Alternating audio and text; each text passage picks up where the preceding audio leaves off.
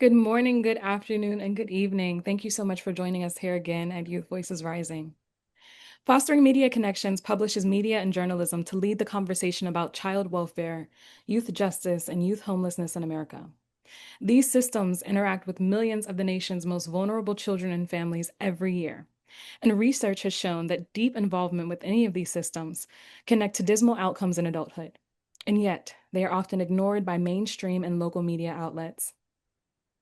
Youth Voices Rising is a media training program for youth with lived experience in foster care, juvenile justice systems, and/or homelessness. FMC launched the program in 2016 to help youth gain the skills and confidence they need to articulate the policy and practice changes needed to improve the system, because they are the experts on what solutions might work. Thank you for being here with us today. My name is Ivory Bennett, and I'm the program manager for Youth Voices Rising. I have 17 years of lived experience in foster care and a professional background in education leadership and national child welfare advocacy. Today, we are exploring the connections between foster care and juvenile justice. Welcome to our third webinar of 2025, The Intersectionality of Juvenile Justice and Child Welfare Experiences in LA County, where we embark on a journey of understanding, empathy, and empowerment. Through personal narratives and open dialogue, our diverse panel of individuals with lived child welfare experiences will shed light on the intricate intersectionality of identities within the child welfare system. Together, let us celebrate diverse voices and foster a more inclusive and understanding child welfare system. Welcome everyone to this transformative discussion. All right, in a few seconds, I'm going to ask each of you panelists today, my esteemed panelists, to introduce yourselves. But first, I just want to say thank you so much for being here. I want to facilitate a safe space. So if at any point in time there's anything you need from me, feel free to let us know. And on that note, Dave, I'm going to let you lead the way. Can you please tell the audience who you are and how you're showing up today? Yeah. So my name is Sensei Dave Armstrong. I am a mentor, a motivational speaker that travels around the world to speak on stage about discipline, drive, and determination, as well as your why being bigger than your why not. And I grew up in Los Angeles and San Bernardino counties in juvenile justice, in foster care. My first was when I was 11 years old for felony armed robbery, sentenced to a boys' camp for 2 years for that charge. And during the time that I was at the boys' camp, my mom and only family member passed away. So I was 12 years old without family, without a mom, without a brother, without aunts, uncles, no one. So I found myself in and out of foster care, juvenile detention centers, group homes, and boys' homes until I turned 18. And, when we turn 18, the state gives us like $50,000, a home, a degree, and we're all set up. Yeah, right. So no, I was homeless at 18, but I was able to turn all of that around with a couple of mentors that were just instrumental to me, and went on to join the U.S. Air Force, served 24 years in the U.S. Air Force, got to see the world, and now I'm retired in Greece, retired, but I get to spread love and knowledge around the world. So that's pretty much me. Thank you for sharing and thank you for your service. I appreciate you. And Alicia, can you please tell the audience a little bit about who you are and how you're showing up today? My name's Alicia. I have like 16 years experience in the child welfare foster care. And with through my experience, I grew a passion for speaking and advocating. So I'm on different advisory boards and I work with a lot of different orgs and I do panels and speak about my experience and just advocate for youth. Thank you so much. I'm so excited to be here today, y'all. And for our audience members who don't know, these are my cousins. Okay. So everyone who is in child welfare is my cousin. So this is going to be a conversation amongst cousins. Feel free to buckle your seats in. We're going to get a little wild. No, we're not. But I just want to reiterate we honor the lived experiences shared here today. Please take care of yourself in whatever ways that you need as you listen to our conversation. And I want to elaborate that for Dave and Alicia too. So if at any point you need to take care of yourself, please feel free to do so. Okay, let's go ahead and get started. Okay, so we're here to talk about your personal journeys as much as you'd like to share. So, can you share a moment from your journey, either in child welfare or juvenile justice, that shaped how you understand these systems today? And I'll let whoever wants to go first. I would say for me, coming into the system, I was very confused and didn't really understand what was going on. And I would say, just like growing up through the system, I really seen how they treated me and how they treated us differently. And it really just grew a drive in me to like prove them wrong that I'm not just a foster kid without no family, and I am gonna graduate high school and I am gonna become something. And I feel like after growing that passion, after like exiting foster care, just learning really about like how hard it was to like pass like the sibling bill that we did, and just those different type of bills, and how hard it was just to speak up for children, because in Minnesota we're supposed to be a children's state, but it's like we have to fight so hard to just get treated the same. And it just really like it basically really just showed me how messed up the system was, and how like generations of the system being messed up. It just keeps getting like passed down. Thank you for sharing. You said you spent about 16 years in foster care, right? And I spent 17 years. So I aged out at 21. So I was about 4 when I came into the system. So about how old were you when you I first think I was about 5, 6 Okay. around Yeah. that age. I was pretty young. That is very young. I was going to say, of course, you were probably confused and just didn't have a clear understanding. And I don't, did anyone sit you down and let you know what was happening? Is, No, because I went through abuse, so I also had to go through trial and like hmm. all of those things. And I was so young, and no one really sat me down and was like, this is what you're going through and this is what's going to happen. They kind of just like threw me in the ringer, and things moved so fast, so I wasn't really able to process like my trauma or how I was feeling out in that moment. I was kind of in survival mode, and like what's going to happen next and all of those things. You don't have to share this, but I'm going to ask in case you do feel comfortable sharing. About what year would you say you entered into system versus like when you aged out, just to give the audience context of, I think I would say like probably like 2007, 2008 maybe, and I aged out when I was 21, so 2021. okay, I want y'all to pay attention to that because when Dave shares, he's going to share some similar things. I know his story, and I want y'all to see how much things have not changed and how much more work we still have to do across these intergenerational stories of child welfare. So, Dave, I'll let you address this question and feel free to do your thing. The first thing that I think about is more than one adult saying to me, you're going to be dead or in prison before you're 18. And although that might have been true for young Dave at 15, 16, 17 years old, because I was bad. I was running the streets, I had guns, I was selling drugs. I was not a good kid, a good person. But I think about what happens to a young person's mind when you tell them that and then they start believing that. It's almost like we're programming our youth when we say things like that. Not almost like, we are. If you tell someone something enough, they're going to become that.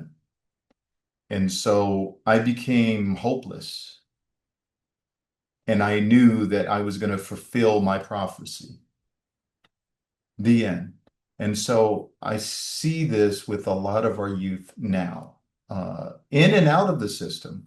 If they get told something enough, they're going to believe this. I mentor a lot of young people, a lot of young men that are in their early 20s, teens, and they've been told so many things that they just make come true. And so that's the first thing that I think about is that self-fulfilling prophecy that I was fulfilling.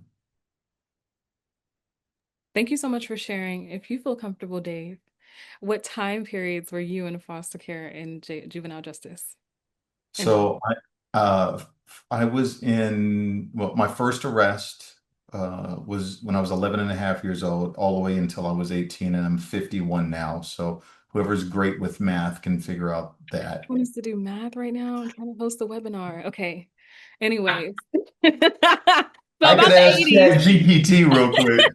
But about the 80s, because in our last Yeah, conversation, it was the 80s. Yeah, yeah, so so all of the 80s, I was in the system for sure. right. And I'm only saying that not to expose y'all's age, but to highlight for our audience members that these changes that need to be made to improve the system and increase equity and increase the positive outcomes for youth are still needed after decades and decades. Dave was experiencing this in the 80s, Alicia experienced this in the 2000s. I mean, that in itself is that says a lot. That speaks volumes, right? And Yeah. so change is still needed. So, when you think about the intersection of these systems in your own life, child welfare, juvenile justice, anything else you want to bring into today's conversation, what stands out the most? Dave, you mentioned someone telling you basically, that you weren't going to be anything and that becoming your inner voice. Was there anything else that you experienced, or do you want to elaborate on that further? Well, look, I want to talk about the good also because I had two mentors that saved my life. My CASA, Ron Barnick, and my martial arts instructor, who was a psychologist at one of the boys' homes. They took a vested interest in me and they showed up where I was. And I think that that's the huge thing that a lot of us that are working with our youth don't understand to do is that we have to just show up where they are. We want to get them where we are, and which is great, but we got to show up where they are. They don't know how to get to where we are, right? It's our job to guide them there. And that's what Ron did for me. And he ended up inspiring me to join the Air Force, and I served 24 years, all because he just showed up. And he was just this little white guy that was very educated, pilot in the Air Force, had nothing to do with little gang, Dave, Compton, Crip, running, nothing to do with that. And then Sensei Otto was okay. He was a black guy that was a psychologist at one of the group homes, but he was educated, obviously, and he had been working with a lot of youth, so he was able to. I was able to mirror him or identify with him a lot easier than I was with Ron, but that doesn't mean anything. We don't have to look like the people that are helping us, that are trying to mentor us. They just have to show up for us where we are, right?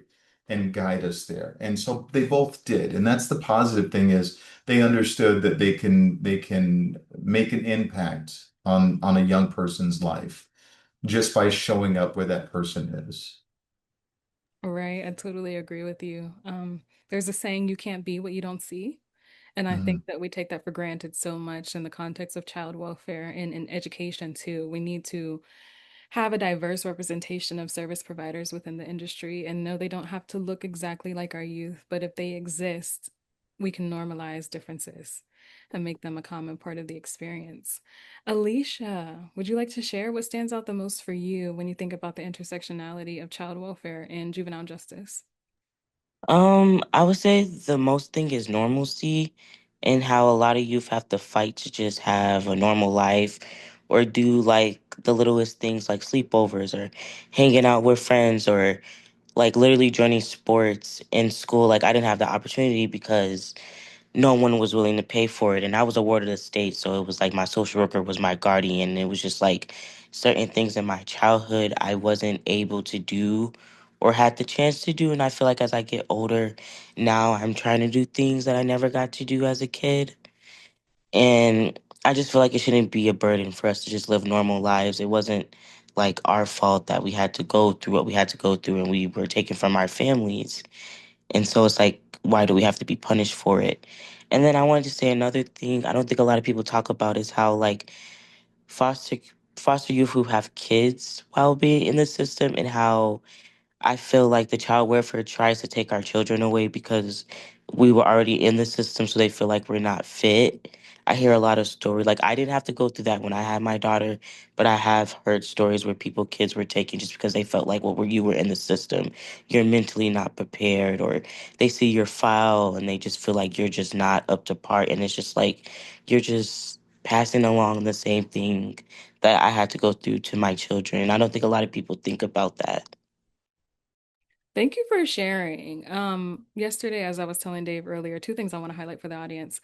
I'm officially a mom as of yesterday. I adopted my baby and I disrupted, he would have been the third generation of child welfare engaged children in his family lineage. And so that disruption, that cyclical engagement of child welfare is so important and so prominent, Alicia. And I would love to talk more about that in depth. That can be its own webinar. Feel free to submit your op-eds on that topic. We'll talk about that more. But I say that to say is yes, when you are born into the child welfare system, or like my son was, or when you find yourself in the child welfare system, because not everyone gets there on their own doing, right? Um, there is an invasiveness. There are labels that are placed on you that can lend yourself to easy cyclical engagement. One thing I want to highlight for our audience too is that you don't necessarily have to be involved in juvenile justice to find yourself living in a juvenile justice facility. Oftentimes, youth without juvenile justice infractions are sent to these facilities because they don't have anywhere else to send them, right? And so think about that. You are a child in need of a home. They don't have any foster homes to place you. They don't have any group homes to place you. They throw you in a JJ system because that's all they have. Those are the only open bids they have. What is someone going to do when they're around other kids who might be making choices that are not the healthiest choices, that are not the safest choices, that are the best choices? It would be easier to learn how to become JJ involved if you are living in a JJ facility versus if you had a home that you could be in. So I want to reiterate that. And then Dave and I were talking earlier before the webinar began about looking young, right? And I just want to reiterate, because every time I get a chance to talk about it publicly, I'm going to talk about it. The need for people with lived experience to have joy and to play as much as possible, because we did not get to do that as children and young adults. And it is so important, like you said, Alicia, to reclaim that part of yourself. And I am having so much joy giving myself things that I didn't get to do, especially now that I'm a mom. I get to share that with my baby. And I see that you two are both. I know Dave is out here living his best life, y'all. Okay, he's successful. Me and Alicia are still working on it. But we are finding as much joy as we can. And I love that for us. And I hope that we can continue to facilitate that, not only for ourselves, but for our other cousins in the system and for any children who are in our lives as well. Y'all, thank you so much. I'm going to ask an LA specific question, so I'm going to address it to Dave, but then feel free, Alicia, to share as well. So we know that in LA County, youth don't usually experience these systems separately. They collide, they overlap, they compound. I would love to hear from you about the intersectionality of that, Dave, if you felt there even was one. Well, yeah, there's an intersection there between foster care and justice involved. And so what's the commonality between the two? The hood, right? And so for the most part, it's our hoods, it's our ghettos, it's the areas that have the most problems. That I could talk for hours on this because there's such a vast difference between Los Angeles and the hood in Los Angeles and say Hollywood. You go through Compton, Slauson, Watts, and all those areas are nice, pretty nice now. They're decent now, but back in the 80s they were far from it. Same thing with San Bernardino. I grew up in San Bernardino and LA counties, and everyone from Los Angeles was going to San Bernardino, and so Inland Empire was even worse. And so, I think about the commonality, and so what is the kid that's in foster care, right? Just sees himself in foster care, sees herself in foster care, going to end up doing when it's kill or be killed, right? Because that's what it is. I mean, I was sharing this with someone on a podcast the other day about cortisol levels. We were talking about cortisol levels, and I said, you don't know what a consistent spike that doesn't stop is in cortisol levels until you grow up in the hood. Because you're always wondering if there's going to be a drive-by, if somebody's going to come up behind you and hit you, if something's going to pop off. Always, even while you're playing basketball. I remember seeing somebody get shot in the head as I'm playing basketball in the Waterman Gardens. And and so when I see people that have grown up in this environment and then they react to things that normal people or people that didn't grow up in this environment, they have a reaction that's abnormal or that's not well adjusted. right? And they're ready to fight, they're ready to kill, they're ready to, and it's like, wait a minute, time. And it's because, well, our cortisol levels have always been through the roof. And so that's not just for justice involved youth, that's for foster care youth, that's for anyone that's growing up in the hood, in these areas that, it's just perpetual. It's sad. It's very sad. Now that I'm out of that environment, I can see and I go, wow, what do we do? What do we do? And I wish I had the answer. I wish I had a magic wand to wave to make it all different, but it's not different. And the only thing that I could say is, more people that have this lived experience like we all do need to be sought after, need to be involved, need to be brought into discussions to fix this problem. Again, I'm not sure if I have a fix for it other than mentoring one-on-one, right? One-on-one. But this is epidemic problem, throughout any ghetto in the United States and outside the United States. It's not as perpetual as outside of the United States, but it does exist. Dave, you have me wanting to go down so many rabbit holes. You touched on so many things that are so important to me. I'm going to quickly try to address them, and then Alicia, feel free to jump in. First and foremost, I think one of the most important and profound things that we can do as individuals with lived experience is to take care of ourselves and address our own cortisol levels, address our traumas and our triggers. Take that therapy, whatever kind of therapy, there's a whole bunch of different types of therapy available. Take care of you mentally, emotionally, physically, financially, socially, spiritually, all of those things, right? That's the first thing.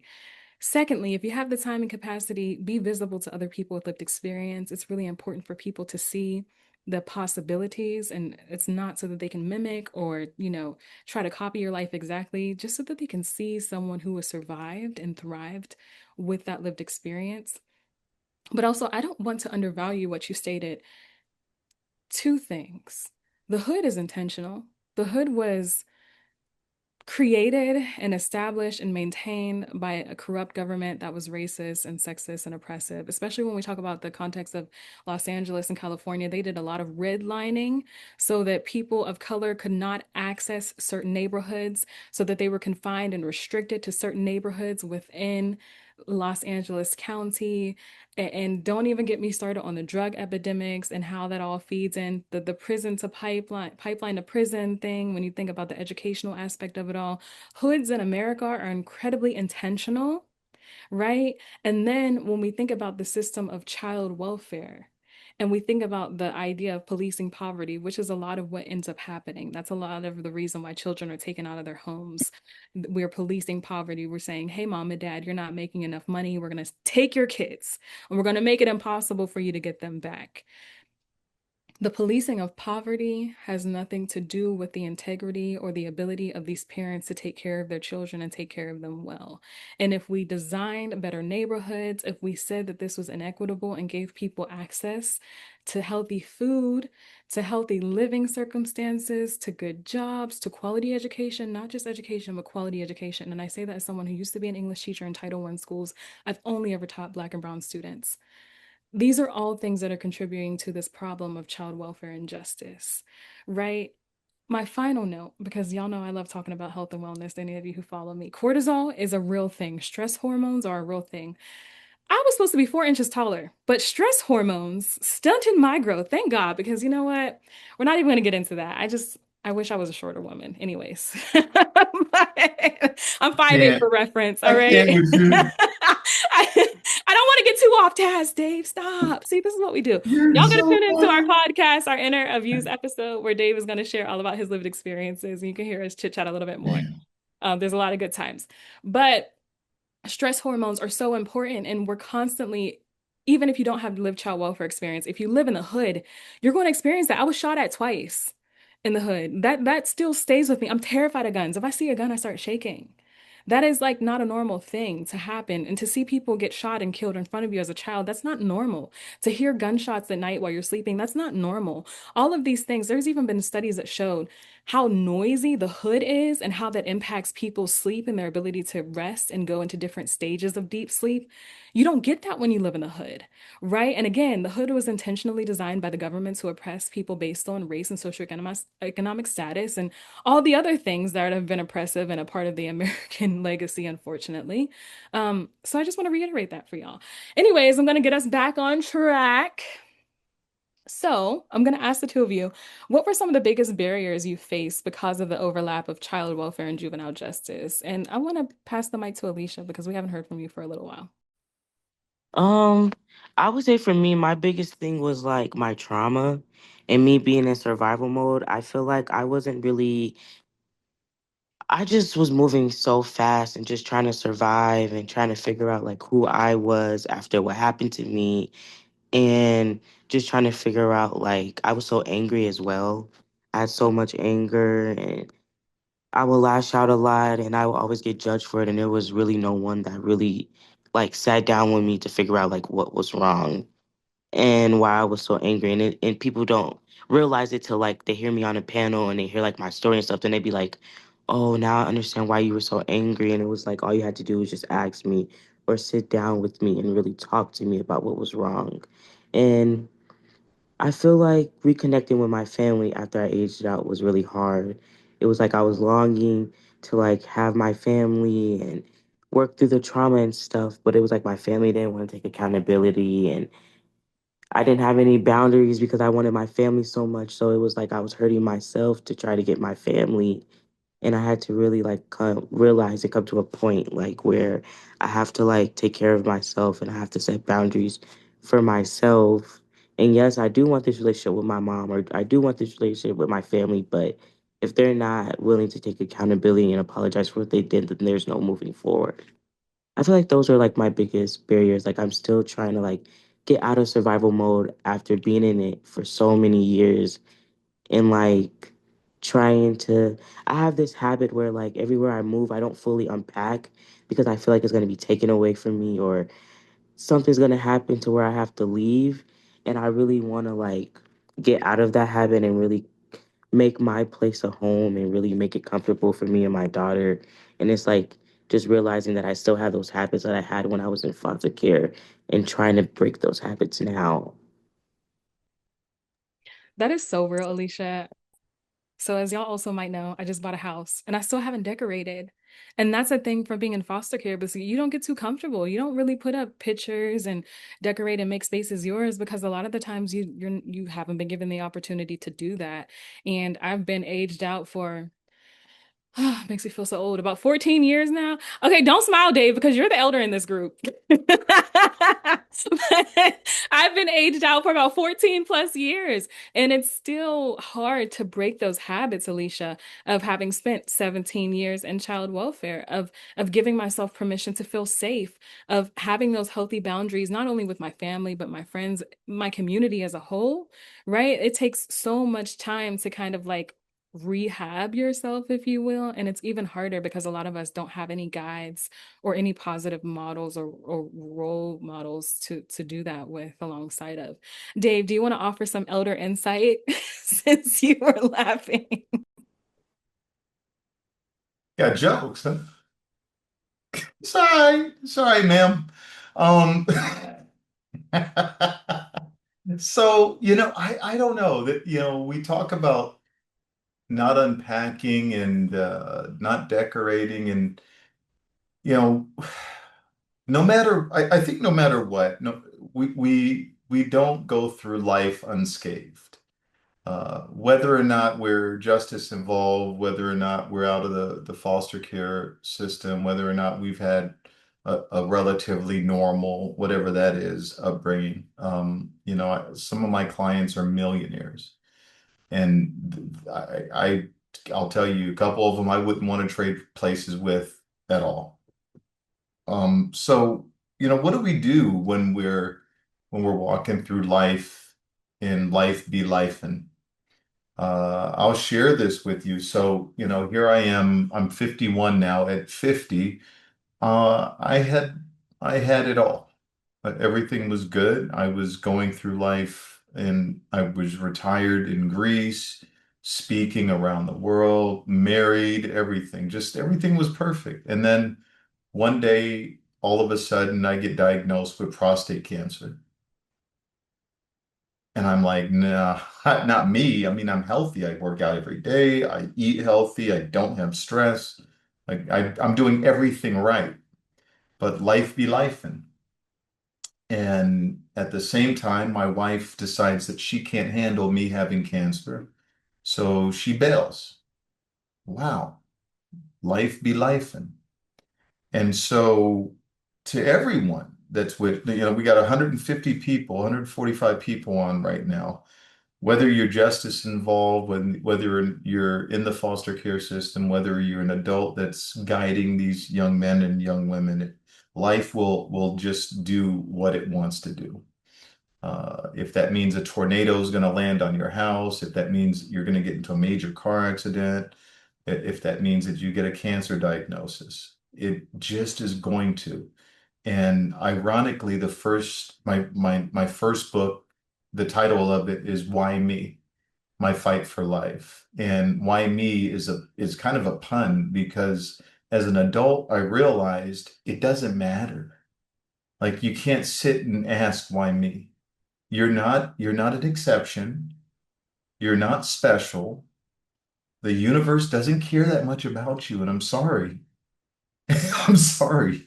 You're just not that special. And so as soon as we realize that, yeah, we've had an exceptional life, maybe our lives be life in a little much. Okay. But none of us had a choice of where we were born, to whom we were born, what environment we were born. We didn't choose this. And so what I try to do is ensure that what I can choose is going to be good for my future and the future of other people. And so that's the only advice I could say or give is, don't think that you're so special that life cares, because life doesn't. Everyone doesn't need to care about your trauma, your turmoils, what you're struggling with. And guess what? A year ago, if you would have asked me, "Hey Dave, how are you?" I would have said, "Oh, I'm all right," unless you're a close friend. And I was going through cancer, betrayal, divorce, like, people kill themselves over this or other people over this. And um you wouldn't have known. But I had help, right? I luckily I have a degree in psychology. I'm in this space, so I knew the things that I needed to do, right? I knew what I needed to do to be healthy here, right? And physically, the doctors are going to take care of that. And I'm fine now, totally fine now, thriving now. But we can't think that we're exceptional. A lot of us in this space, especially, I've seen think exactly the title of my book, Why Me? And I'm sorry, you're just not that special. Get out of your own head, go get help, find mentors, get around the right people. Oh, I'm going to go on a tangent. Sorry, I'm going to hog. Getting around the right people. I'll tell you something. Oh, so here I am. Ron was my mentor. He was a pilot in the Air Force. He was my CASA. All right. And he would bring me over to his house, and I would see trinkets from all around the world at his house. He had stuff from Japan, from Korea, from Africa, from Egypt, wherever, right? And it would inspire me, all of these little things, and it made me think, oh my gosh, there's something outside of this little bubble that I'm in. And it was inspirational to me. And so I wanted to join the Air Force like him so I could see the world like he did. And I couldn't join the Air Force if I had a record as an adult. So the recruiter told me, go get your juvenile record sealed, then you can apply and take the ASVAB. And he was a godsend, right? But I had to stay away. I had to wait 6 months and I had to stay away from all of my friends, everyone I knew. I couldn't go hang out on the corner smoking weed. I couldn't drink. I couldn't do all the stuff that I was used to doing. I locked myself because I was homeless, but my girlfriend's parents let me sleep in a trailer, a camper, without electricity, just in the middle of a field, right? Roaches all over the place, all kinds of stuff, but it was a roof over my head. And I stayed there for 6 months studying this ASVAB guide to take the test to join the Air Force. I stayed away from my friends. I stayed away from all the stuff that I knew I couldn't be around. I wasn't strong enough to go and not get caught up. They passed me that joint, guess what? I'm gonna smoke it.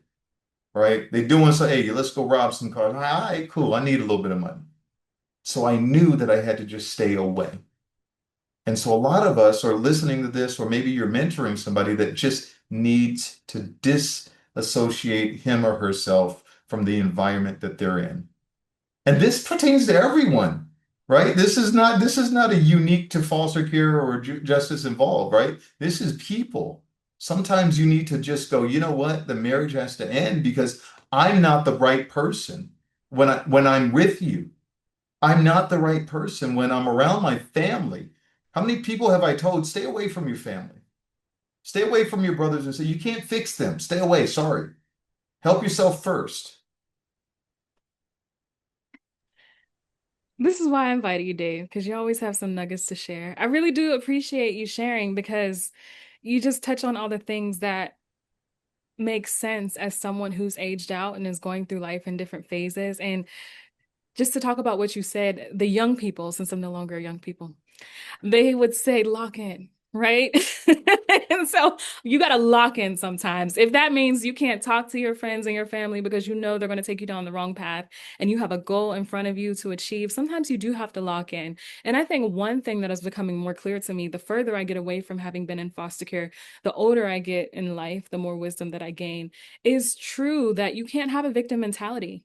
You can't, if you constantly are asking, why me? Why me? You're missing the entire point. Why not you? And if not you, who? What are you going to do with your story? What are you going to do with your lived experiences? And I always reiterate this across all the platforms at YVR. You don't have to tell your stories publicly like I do and like I help other people do, but you do have to tell your story at least to yourself. And if you have children, you have to be willing to tell it to your children so that you can stop that cyclical engagement with the child welfare system or stop that cyclical engagement with whatever is unhealthy and not helping you to be your best self, right? And so we have to be mindful of the stories that we tell ourselves as people with lived experiences. Everyone has adversity, everyone has pain. What is it that you're going to do with it is the real question and the empowering question. Okay, y'all have been fantastic. Alicia, I want to hear from you next because Dave was just chatting his mouth off. No, I'm joking. But I want to highlight, I want to uplift you, Alicia, to feel free to share to address the next question. We only have four left, and then we're going to get into what the audience wants to ask y'all for today. Okay, so what helped you begin healing from your experiences? And Dave, you kind of already touched on this a little bit. And Alicia, you mentioned like doing things that you didn't get to experience as a child. But was there anything else that helped you to heal from having been in the child welfare system and experiencing the JJ system as well? Um, I think just talking about it and how it made me feel and realizing like it wasn't my fault and really understanding like just because it's happened to me doesn't mean this is like my story or my life. And once I realized that, I was able to kind of just like let it go and like move forward. And I feel like just speaking up too, I was very like silent, I feel like, and now like I feel like I speak up about like if I don't like something, I speak up about it, or if I feel like I'm getting treated weird, I speak up more about myself, and I feel like that heals me in a way. Thank you for sharing. Can I ask both of y'all real quick a side note, but it's related to this question because I'm probably about 10 months into being a mom. And I feel like parenthood has forced me to do a different kind of healing, a different level of healing. So do y'all have any experiences with that? Like, has having to parent people forced you to heal or inspired healing in a new or different kind of capacity? I feel like for me, having my daughter, I don't really want her to like experience what I experienced. I just want her to be happy. So I feel like a lot of the stuff that I didn't experience as a kid, I make sure I do for her, or I make sure like whatever I have going on in my life, it doesn't affect her life. Like she won't never see me struggling, or she won't never see what's really going on.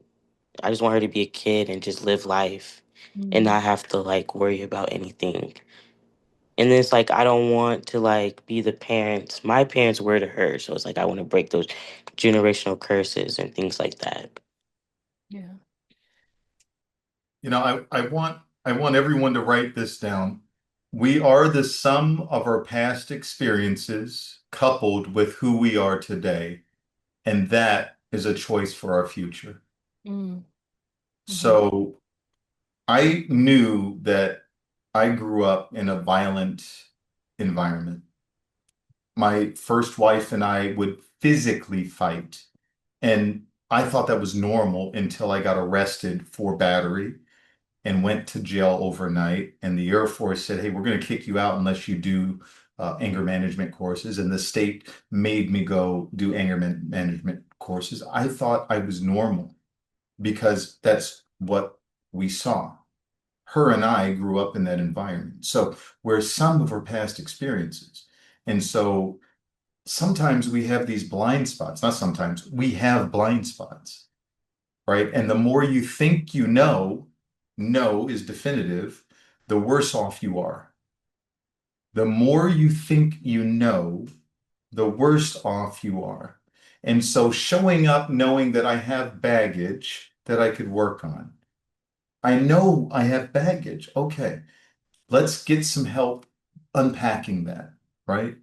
Because I didn't want my kids to see that, for one, be a product of that, right? Because I watched my mom get beat by my stepfather. My stepfather used to beat me. Well, it's learned behavior. So I'm going to mimic that behavior with my kids and with my wife, right? But sometimes I didn't know it was wrong. I really didn't. I thought it was this is the way people communicate when they get upset until someone said, "Ah, time out, you can go to jail for that, you know." And I did, right? And luckily, because it's luck, because a lot of people end up, getting kicked out of the Air Force, getting all sentenced to prison, all kinds of stuff for battery, right? For domestic violence. I was lucky. And so the one thing that I could say to anyone that has had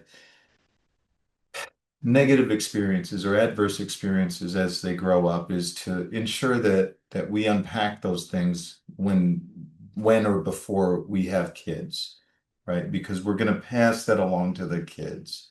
And we don't want to perpetuate like negative things in life, bad things in life. We want to cut them off, right? We want to be the first one to say, you know what? There's no more trauma it's not in my DNA, right? I don't believe this, I don't believe our kids are born. Yeah, I'm a behaviorist, so there's something in psychology called behavioral psychology. I think it's almost all learned behavior, right? And you're in an environment where you're hearing that even in the womb, right? Mom, dad arguing.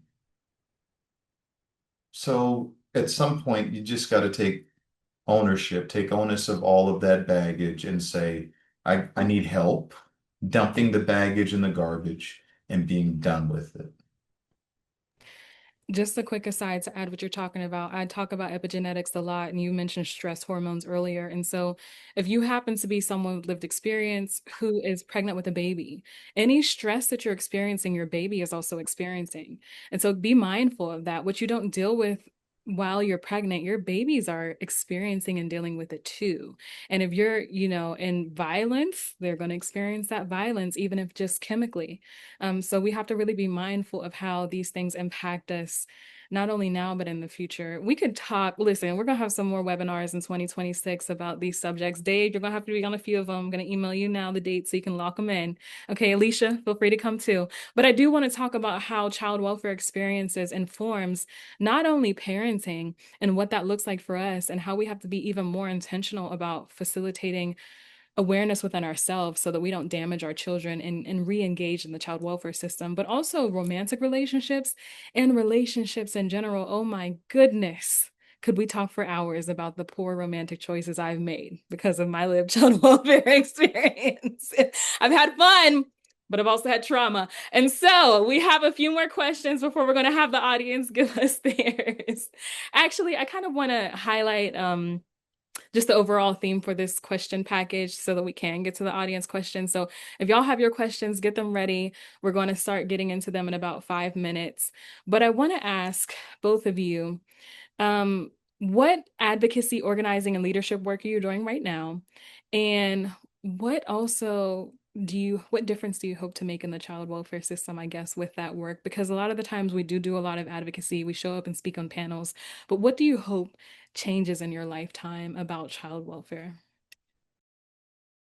Um, I'm on a different lot of advisory boards that focus on different problems. Like one is about our rights as fosters and our documentation and how we should always have access to like our birth certificate and our social security card. I was on the UFI board of ombudsman for foster care, and I work with like organizations like QPI and foster advocates. Just doing like panels and going to conferences and doing projects and stuff. And I just feel like I really just want other fosters to know, even though you've been through the system and even though it wasn't the best outcome, that you still can come out successful and still come out achieving things. And I just like to share my story and give advice to like other foster parents or other social workers on just like different viewpoints, basically of like how I felt or what I would want it, how what I would want in like a social worker, or just give them a viewpoint into like our perspective of things, because I don't think a lot of people think about like our perspective, and so I like giving people perspectives and stuff, and just eventually I hope the system changes. Like I tell people, I know it's going to take a long time, and I know there's going to be like heartaches and stuff like that, but I know eventually one day it will change and it will be better. Thank you for sharing. Dave, you want to give us some insight? So yeah, I have my own nonprofit, Inspire to Inspire Youth Empowerment Program. And so I go into juvenile detention centers and I speak with the youth there at the detention centers. So if anyone's listening and they think that that's appropriate, please connect, reach out.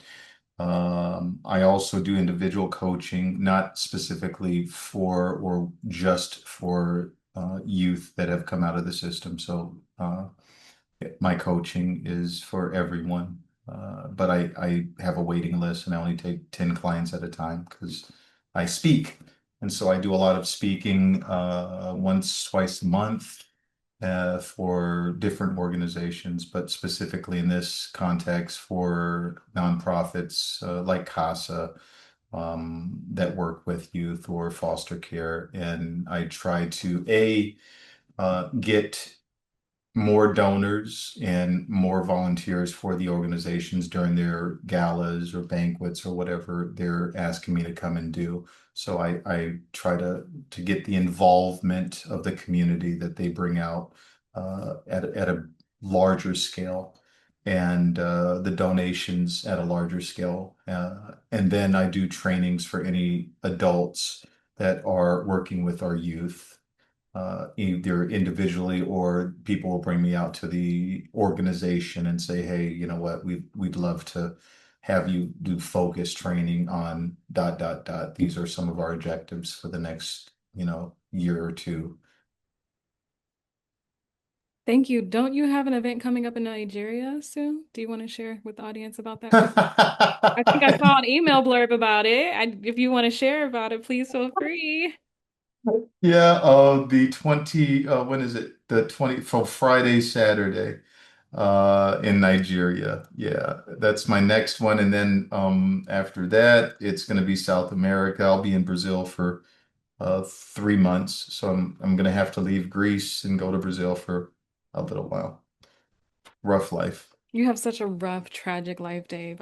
My heart goes You know what? I've worked my butt off for this. I'll tell you, people will be like, Dave, are you really that well adjusted? And this is not boastfully saying, but I'll say, if 30 years of personal development doesn't get you to some good point, then man, life sucks. Because it's been 30 years, plus the 30 plus years, but 30 years, like, really, of like working on myself, working on businesses, working on everything. So it's not, I didn't sit and manifest or pray about this. I'm sorry. I did not. I did not sit on my couch, Yeah. with roaches. I remember I slept with roaches. I have I roasted too. I get it. roaches. I'm not taking away. I think you've worked really, really hard in multiple ways to I get to know, where I you know. are. And I am really proud of you. And Thank I'm really you. proud of Alicia for just showing up and your willingness to share your stories. And, I do feel successful, but I'm not living in Greece yet. So there's Come, levels and there's come on layers. over here. Come on. You got a Just place to stay. listen. I will be there. I will be there. No Okay. joke. Hey, I'm taking you up on that offer, cousin. I really do appreciate it. Okay, audience, now is your time. If you have questions that you want to ask for David or Alicia or even me, I guess you can ask them right now. Also, while we wait for your questions to roll in, I'm going to drop in their contact information in the chat. Feel free to reach out to them if you want to have them speak or if you want to be involved in the work that they're doing or their organizations. And if for whatever reason you can't get to them, feel free to reach out to me and I'll be able to connect you to them too. Thank you so much for being here. Yes, Barbara, David's email should be in the chat now. Feel free to grab that. And let me see what other questions we have going on. We had a lot of commentary in the chat, you all, from people just thanking you for sharing your stories and vibing with your lived experiences and the things that you shared about making positive change. Okay, so Isa, forgive me if I've mispronounced your name, says, what sort of online resources would you see being helpful to those in foster care currently or those who have aged out? I share community. I don't know about y'all, but community is so important. Like being able to talk to other people with the lived experiences. And I'm in several foster care communities all nationally, and so just being able to connect to other people has been important for me. But what would y'all say? I would say for the youth side, I would say Foster Club. It's like a national foster care organization, and it's fosters from everywhere, and they have an app. I call it the Foster Care Facebook because people ask for advice and there's opportunities on there. But yeah, that's what I would say. That is a good resource. I'm going to try to drop the link in the chat. Dave, did you want to share anything? The online is huge. I think about even small things like online chess clubs, Mhm. right? And so I'd say, whatever someone's interested in, there's online and in person for that somewhere, right? And so sometimes oof, here's a problem that I see a lot, and I've seen it for decades, is foster parents being pulled in a lot of different directions and being like, no, I can't commit to taking you every Tuesday to this school for the chess club at 7 o'clock and pick you up at 8:30. And I don't know what to say because the right answer is we're going to figure it out and make it happen. Period. If you have a youth that's interested in something that may be passionate or become passionate at something, you got to figure out how to get him or her there. It, it, I just I understand people are pulled in all directions.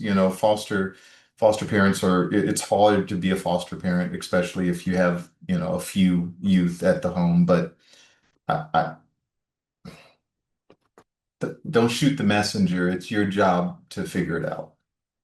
As an important part of self-actualization, giving youth the opportunity to deeper explore their existing passions. And I also want to add to that, giving them the opportunity to explore things that they haven't yet experienced or might not even know that they're good at or enjoy is another important part of that. And alongside of that is allowing them to fail and allowing them to opt out.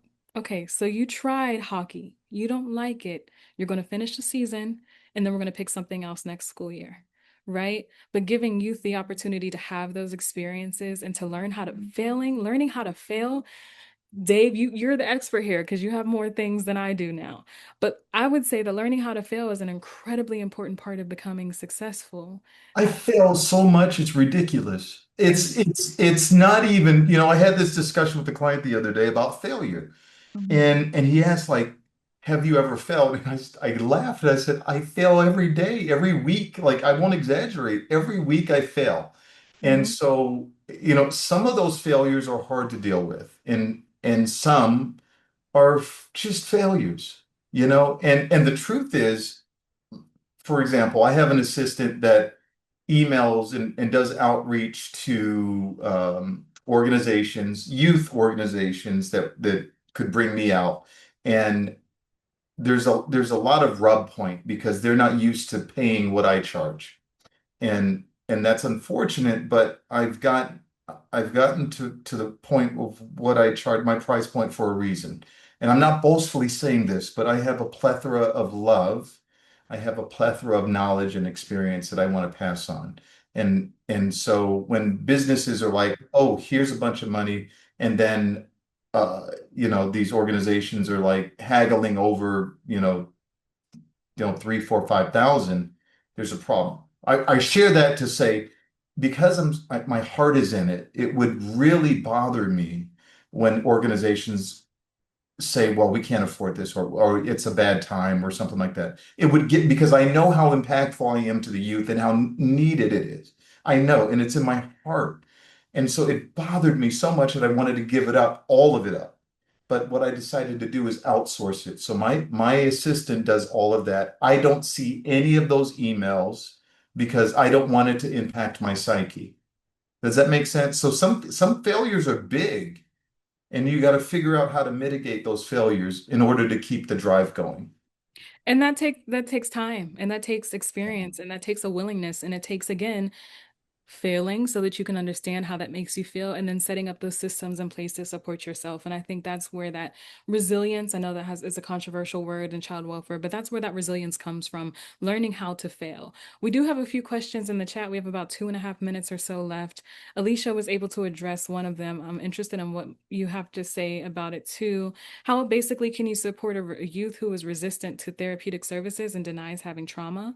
My immediate response was time. That person is going to have to come to a realization in due time that they need help and they need support.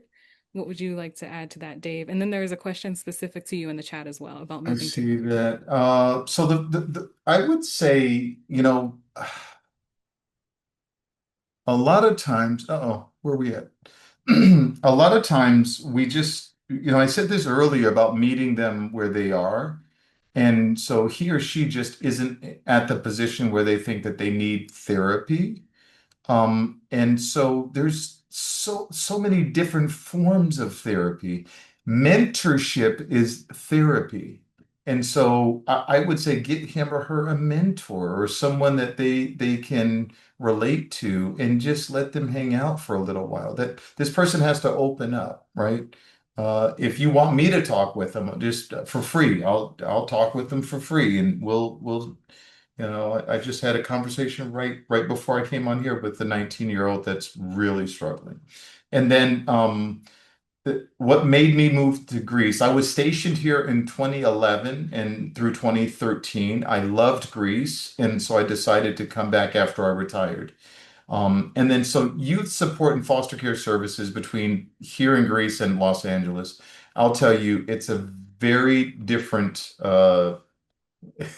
it's a very different world in most other places. Most other places don't have foster care and justice involved services and things because they don't need it. And so the community is huge here. And so when people are slipping off, when youth are slipping off, family notice, community notices. And unfortunately, we talked about communities in the hood, communities that are not in the hood, right? So the community in the hood, unfortunately, perpetuates negative behavior a lot of times, right? And so we notice that our kids are slipping up, but the environment perpetuates that versus the environment, say here, it's like, oh, hey, time out. Why are you doing that? Where are you going? And yeah, it's just totally different. The environment is totally different. Not even comparable. And that is why people with lived experience need to travel the world so that they can expose themselves to these things and make choices that make sense for them at whatever stage in their life they're ready to make those changes. I cannot thank you both enough for joining us here today. Let this not be the last time you are in conversation with Youth Voices Rising to share your stories and your advocacy. I appreciate y'all, cousins. I'm proud of you, cousins. And again, I am a part of your community. Thank you for being here, and thank you all for tuning in. As lived experts, your stories matter, your advocacy matters, and together we are shifting what's possible for youth across systems. From Youth Voices Rising, happy holidays and have a great day, you all.